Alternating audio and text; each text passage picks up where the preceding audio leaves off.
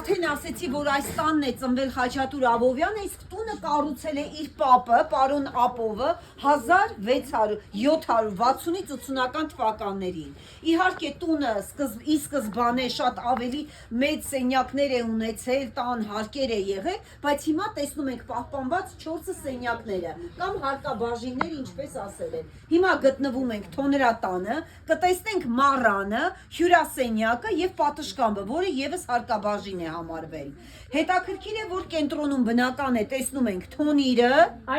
Թոնրի մեջ ինչ էին անում երեխաները։ Լավաշ են Ապրեք, լավաշը հենց թխում էին այս թոնրի մեջ։